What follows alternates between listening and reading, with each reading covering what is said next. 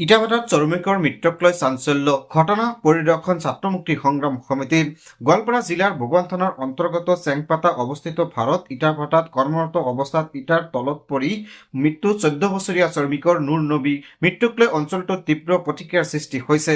যোৱা 25 ফেব্ৰুৱাৰীত সংঘটিত হৈছিল এই দুৰ্ভাগ্যজনক ঘটনা। পানী খেতিৰ দেওদুতৰি অঞ্চলৰ ৰহম আলীৰ পুত্ৰ নুৰ নবী ইটাভাটাত কাম কৰি থকা অৱস্থাত ইটাৰ বৃহৎ স্তৰৰ খহি পৰা গুৰুতৰভাৱে আহত হয়। পিছত তেওঁৰ মৃত্যু ঘটে। এই ঘটনাৰ পিছত আজি গোৱালপাৰা জিলা ছাত্ৰ মুক্তি সংগ্ৰাম সমিতিৰ এটা প্ৰতিনিধি দলে ঘটনাস্থলীত পৰিদৰ্শন কৰে। পৰিদৰ্শনৰ অন্তত সংগঠনৰ প্ৰতিনিধিসকলে অভিযোগ কৰা উক্ত ইটা ভাটাত শ্ৰমিকৰ বাবে ন্যূনতম সুৰক্ষা ব্যৱস্থা নিশ্চিত কৰা হোৱা নাই।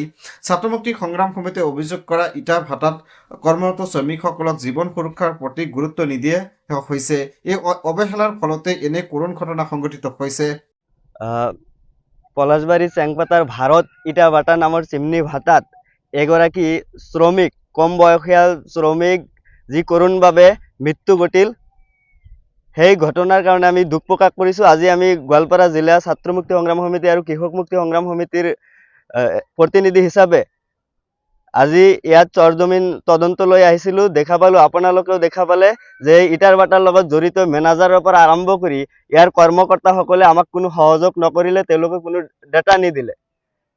গতিকে এই ঘটনাত গোৱালপাৰা জিলা প্ৰশাসনৰ ওচৰত আমি উচিত তদন্ত দাবী কৰিছোঁ আৰু ভুক্তভোগী এই শ্ৰমিকজনক ন্যায় দিবলৈ আৰু ক্ষতিপূৰণ আদায় দিবলৈ দাবী উত্থাপন কৰিছোঁ। লগতে যোৱা 2023 চনত এটা গোৱালপাৰা জিলা আয়ুক্ত মহোদয়ে এটা জাননীৰ জৰিয়তে এটা ঘোষণা প্ৰকাশ কৰিছিল যে প্ৰায় 70টা ইটাৰ ভাটা চিমনি ভাটা গোৱালপাৰা জিলাত চলি আছে। তাৰে অৰ্ধ শতাধিক চিমনি ভাটাৰ কোনো অনুমোদন পত্ৰ নাই, বৈধ নথি পত্ৰ নাই। কাৰণ এইবিলাক স্থাপন কৰিবলৈ হ'লে আশে পাশে কৃষিভূমি থাকিব নোৱাৰে, জনবসতি থাকিব নোৱাৰে। কৃষিভূমি পৰিত্যক্ত ভূমিতহে এই ইটা ভাটা স্থাপন হয়। কিন্তু আজি যি ইটা ভাটা চলি আছে, এনেকুৱা প্ৰায় 50টা ইটা ভাটা এনেকুৱা ধাননি পথাৰৰ মাজত চলি আছে সম্পূৰ্ণ অবৈধভাৱে।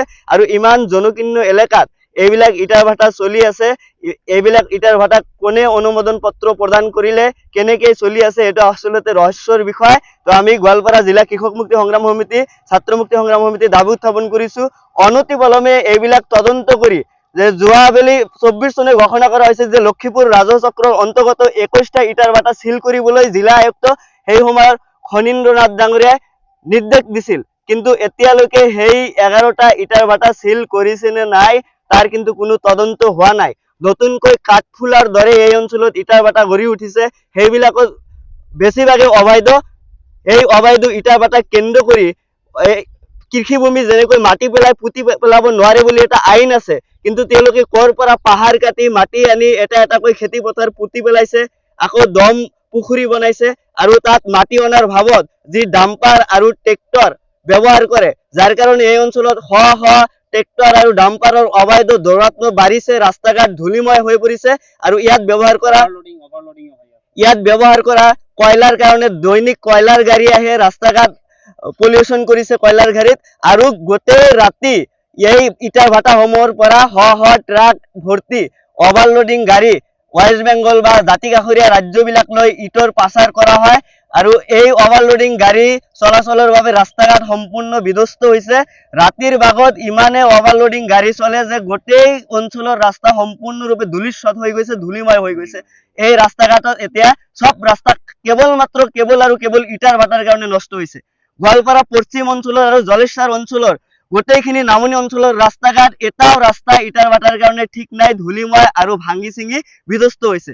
ৰাস্তা নিৰ্মাণ কৰাৰ 1 মাহো ভালকৈ নাযায়, সব ৰাস্তা বিধ্বস্ত হৈছে। গতিকে জিলা প্ৰশাসনে এই ট্ৰেক্টৰৰ দৌৰাত্ম্য, অবৈধ অভাৰলোডিং হলচকীয়া গাড়ীৰ দৌৰাত্ম্য অনতিপলমে বন্ধ কৰিব লাগে, নহলে আমি কৃষক মুক্তি সংগ্ৰাম সমিতিয়ে বৃহৎ গণ আন্দোলন গঢ়ি তুলিম। গোটেই অঞ্চলৰ ৰাইজ কিন্তু আমাৰ লগত সহযোগিতা কৰিব, হাজাৰ হাজাৰ ৰাইজ ওলাই আহিব।